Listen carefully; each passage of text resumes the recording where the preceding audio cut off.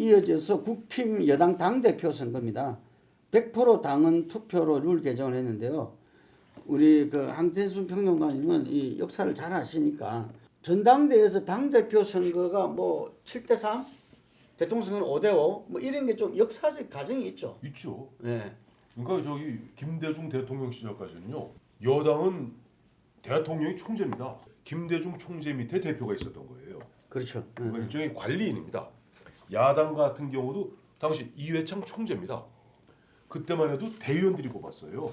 네, 대의원. 대의원이 제 기억에 한 2002년 그 당시에 보면 제가 김중건 대표 모시고 있었던 그 무렵 대통령 후보 경선을 할 때 그 앞두고 검토를 해보니까 그 당시에 대의원이 7,000명 정도 됩니다. 네. 근데 대선 후보 경선을 하기 위해선 대의원을 한 2배로 늘려요. 만 한 5천까지 일시 늘려서 지금도 마찬가지예요. 여야를 막론하고 대의원은 10,000명 안쪽입니다. 대의원. 대의원은. 그다 언제부터 이것이 확 바뀌었냐니까 2002년에 김대중 총재가 나 총재 안 할래 탈당을 합니다. 네.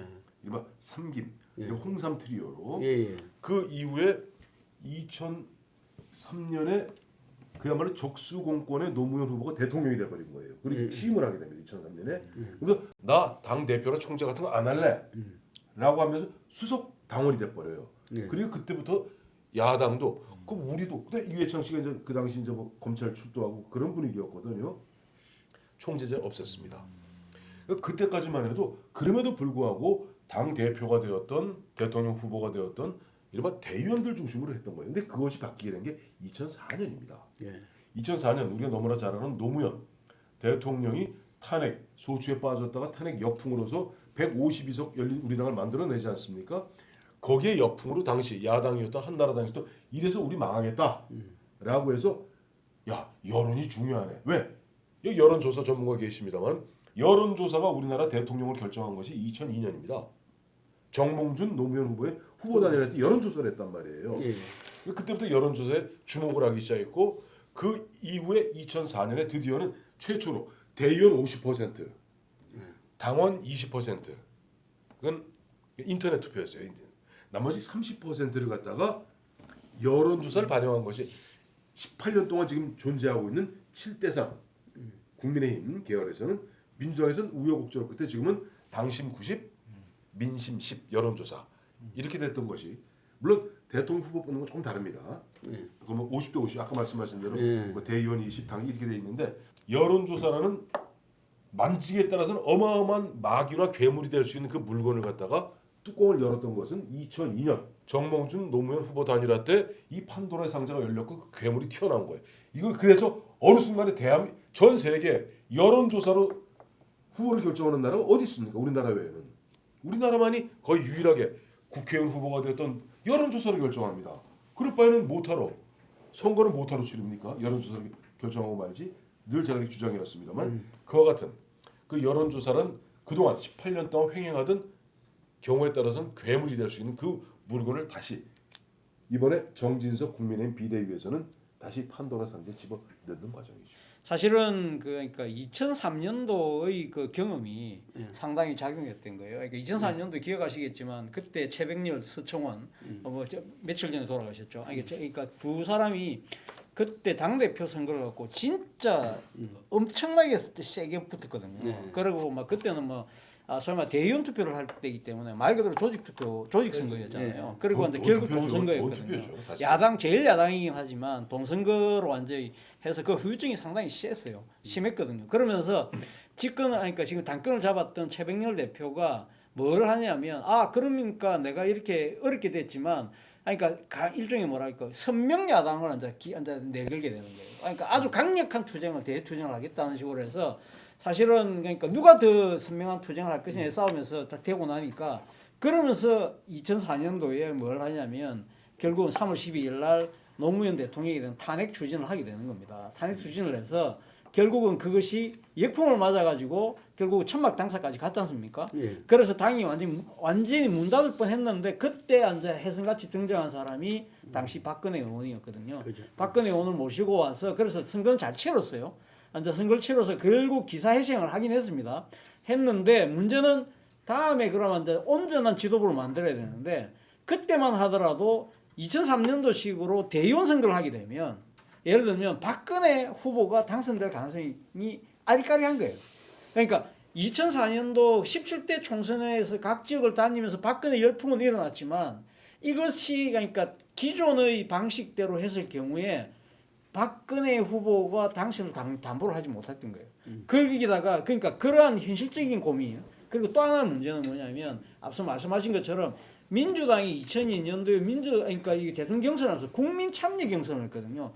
당원 말고 국민들에게 문을 열어준 겁니다. 이게 상당히 폭발적인 그 국민 반향을 일으키면서 결국 그 힘으로 노무현 정권이 탄생하게 됐다는 그 교훈 때문에 우리도 그러면 이 지금 현실적으로도 박근혜 의원을 당 대표로 뽑는데 이런 식의 당내 투표만으로는 힘든 데다가 그 현실적인 필요성도 있었고 또 하나는 명분상으로도 우리도 국민에게 같이 우리가 하는 이 전당대회라는 축제 속에 당신들도 같이 하겠습니다. 오픈 정당, 오픈 마인드, 열린 정당의 그러한 명분까지 합쳐져가 이 제도가 들어온 거예요. 그래서 그 당시 박근혜가 대표가 되었고 그렇죠. 원희룡이 김영선 같이 예, 맞습니다. 40대 예. 젊은 피디들이 예. 대거 대거 들어왔죠. 최고위원에 예. 들어가게 되는 예. 겁니다. 근데 어찌됐든 이게 이제 국민의 의견을 반영하는 방식의 여론이냐 괴물을 개혁해야 되느냐 문제인데 마음에 좀 그러나 걸리셨군요. 여론 이제 이 취지를 우리가 잘 봐야 되는 거. 지금 이제 취지가 이야기가 나왔는데 정리하면 이거예요. 두 가지예요. 하나는 당원만으로 대의원만으로 경선을 하니 결국은 최악의 부정부패. 그래서 옛날 대선 후보가 해는 이야기가 있습니다. 대선 본선은 경선에 비하면은 양반이다.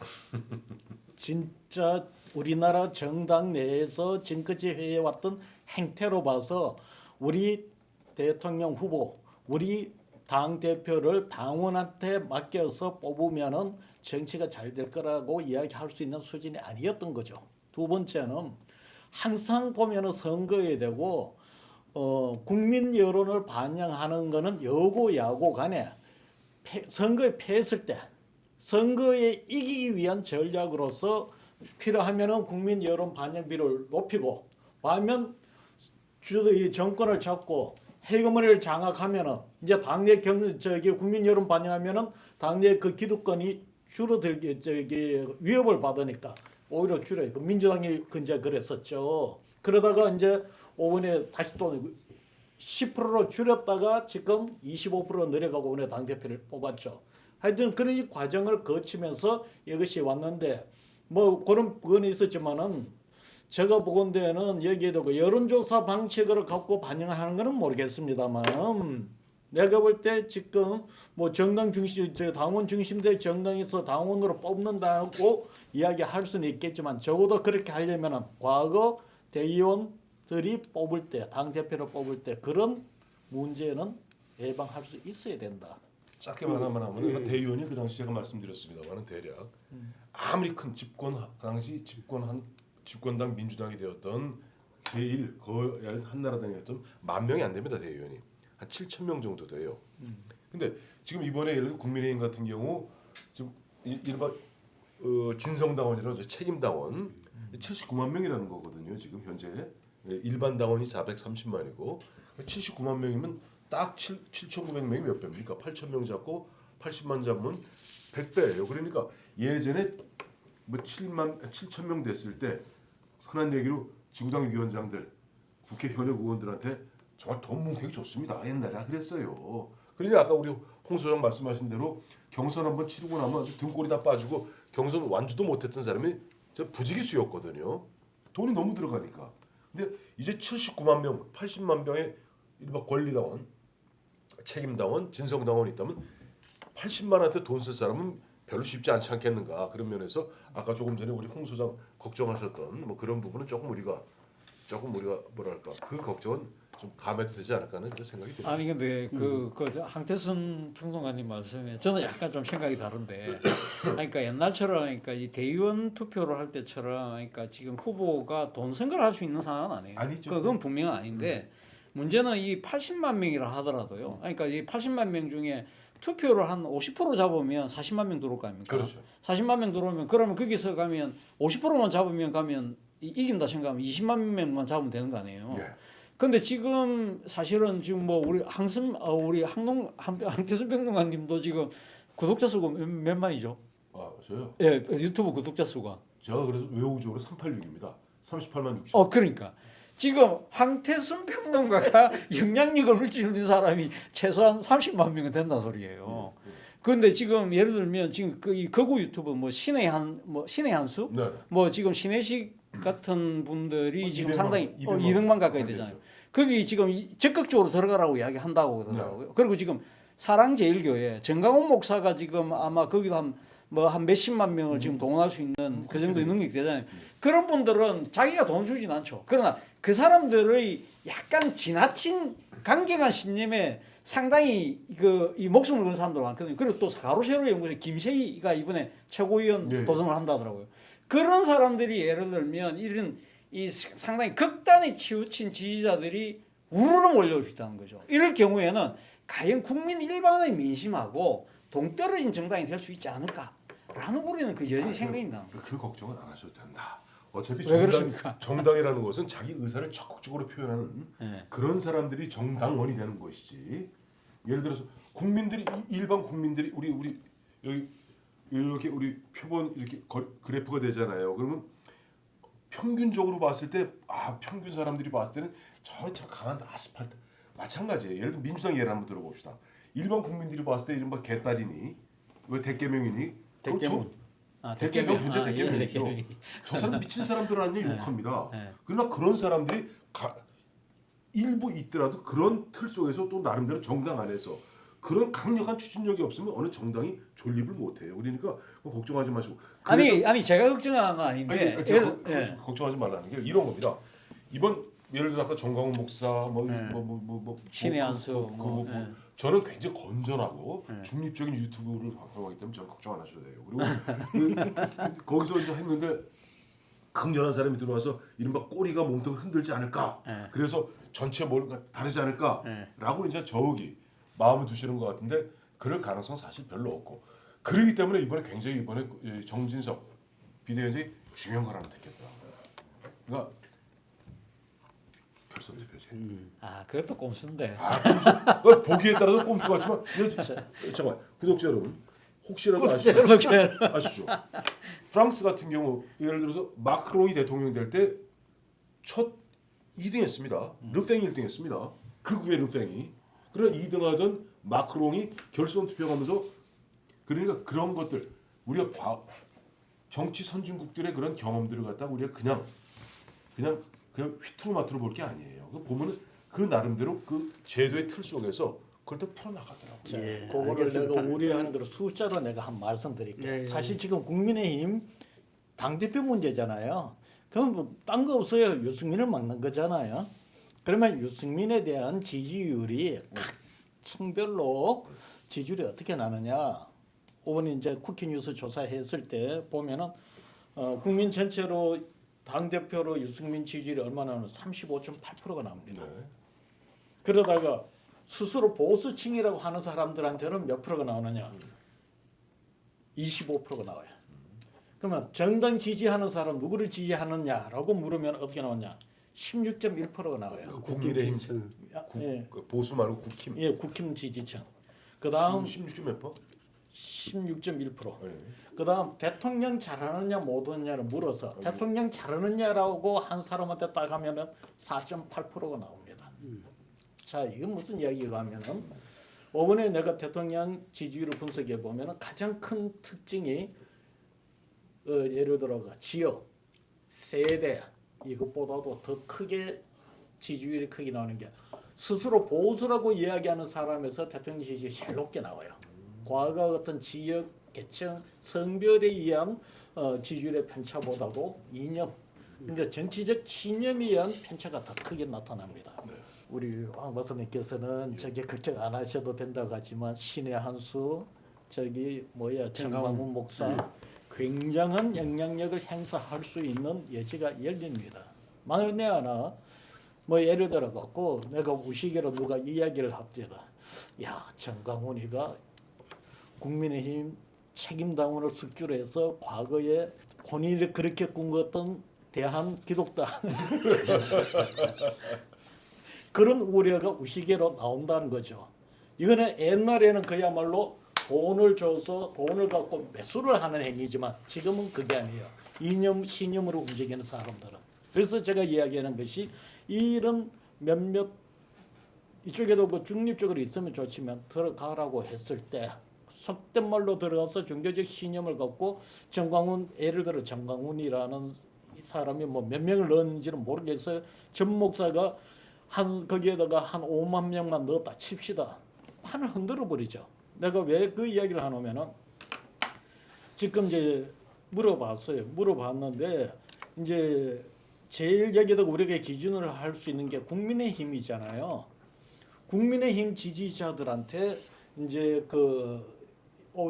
국민 여론조사 빼버리니까 국민의힘 지지자인데 이 중에서 여러 후보들 중에서 우리가 윤심이라고 할 수 있는 사람이 누구면 권성동 우리가 조사한 중에서 김기현 다음에 윤상현 이런 후보들의 지지율을 다 파니까 얼마가 나오나 하면은 16.6%가 나와요. 그 외에 나경원이가 22.3%가 나오고 안철수가 14, 유승민이가 16.1, 조경태가 3.0. 여기 이제 이 원희룡을 윤심으로 봐야 될지 모르는데 13.5%가 나옵니다. 이래 되면은 예를 들어서 22, 안철수 14, 유승민 16 이런 식으로 압축이 되어 들어가는 과정에 되고 지지율에 되고 충분히 그 5만 예를 들어 5만이 되는지 안 되는지 모르겠지만 정광훈이가 5만을 갖고서 캐스팅 보트 역할을 할 수가 있죠. 외국 충분히 시킬 수가 있습니다.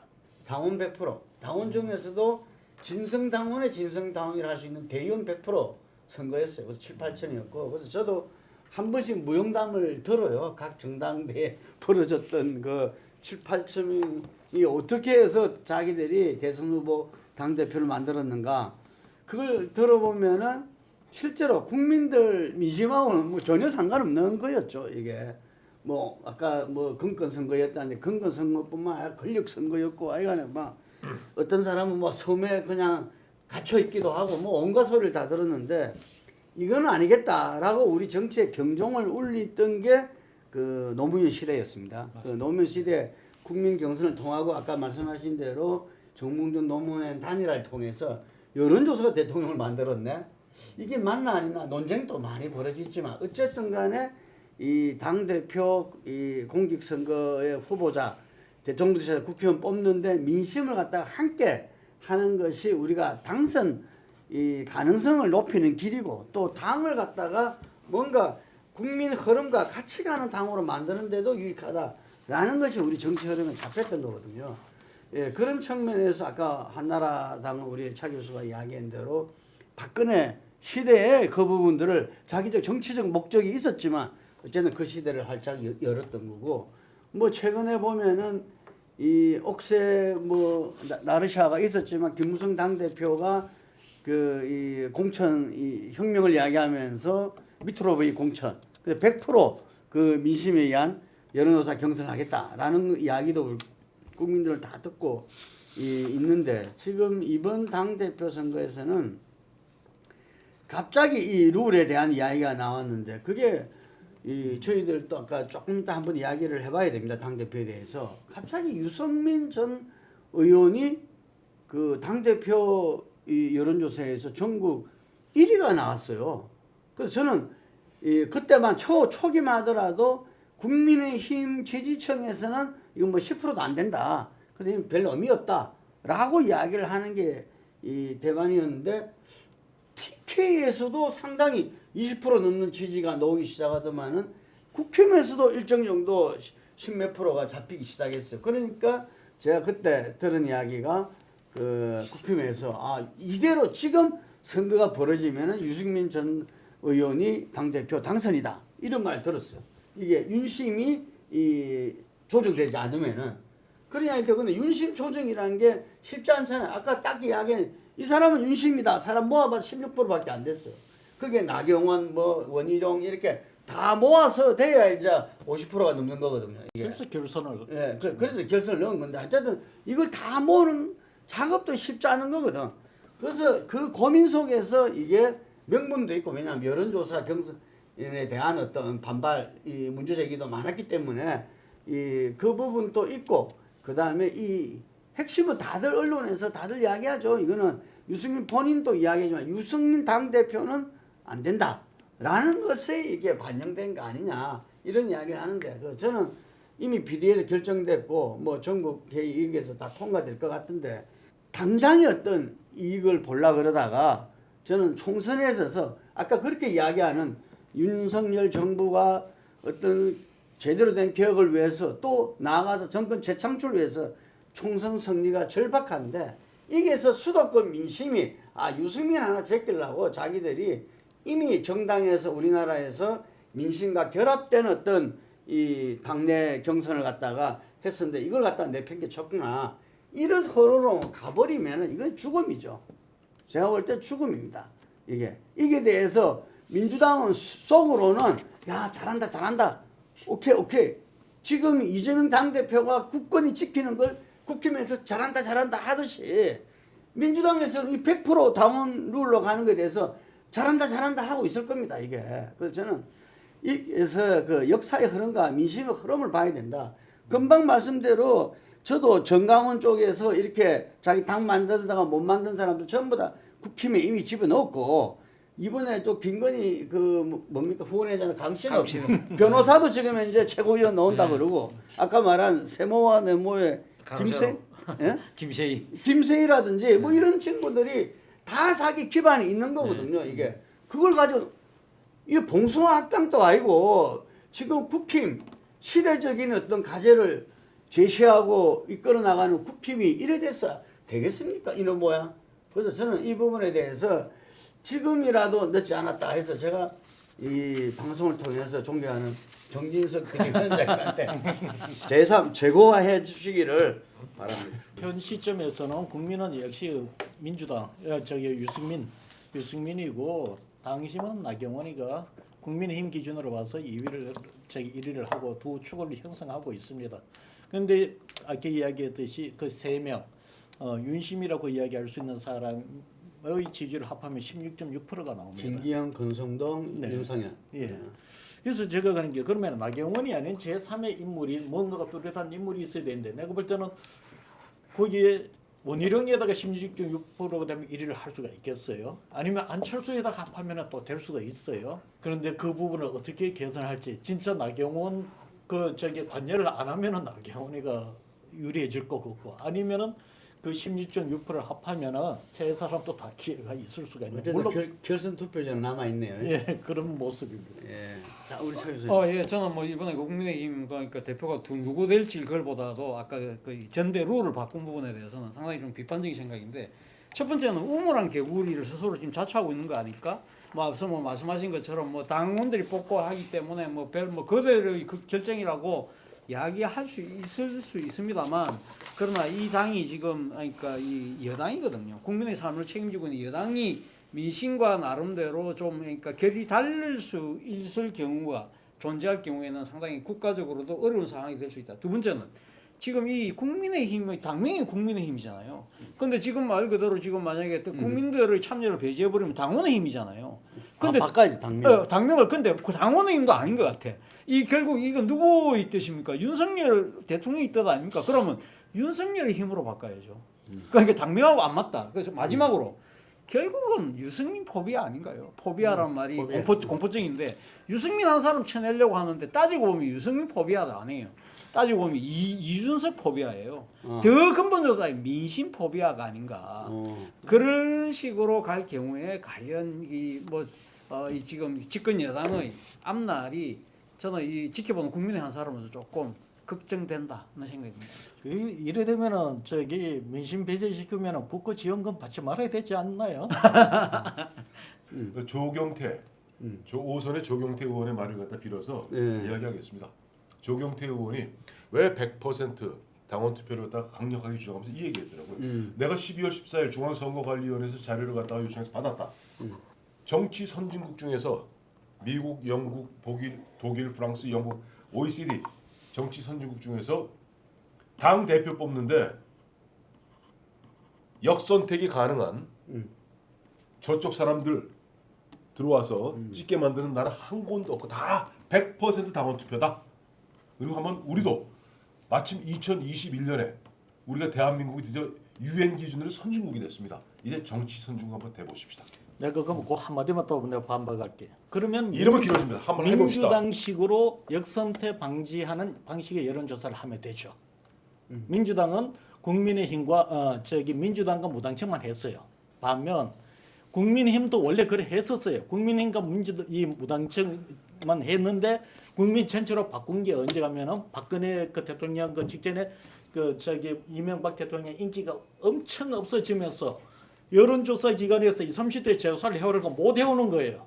그래서 국민의힘도 역선택 방지 여론조사를 하다가 그때 포기를 했어요. 포기하고 국민 전체로 바꿔서 역선택 여지가 들어온 겁니다. 그런데 지난 대선 때 이거 치열한 논쟁을 했죠. 윤석열 후보가 있는 쪽에서 역선택 방지 방식으로 여론조사하자. 절대로 못한다고 했던 사람이 누가면 홍준표였죠. 그래서 못한 거예요. 이번 당대표 뽑는 정당대회가 국민이 그 국힘과 윤석열 대통령이 준 마지막 기회 아닌가. 저는 총선은 그 결과대로 간다고 봅니다. 그렇기 때문에 초심으로 돌아가셔야 된다. 이게 공정과 상식, 정말 정의가 샘솟고 역자의 동행을 하는 그런 대통령과 국민의힘이 되기를 바라고, 그럴 때는 민심과 같이 가야 된다. 그래서 이름 또 금방 차 교수가 강조하신 대로 어쨌든 국민의힘 아니겠습니까? 그래서 그 부분에서 기존에 여러 문제가 있었던 이른바 윤핵관 부분들은 더 자중하셔야 되고, 정말 여당의 비전과 대안을 제시하면서 민심을 누가 사로잡느냐. 지금 거기에서 많은 분들이 이야기하잖아요. 지금 수도권에서 워낙 압도적으로 지금 밀리고 있습니다. 그럼 수도권 민심을 받아낼 수 있는 자, 이런 부분들이 그 당대표에서 나와서 그게 당원과 국민의 지지를 받아야 된다.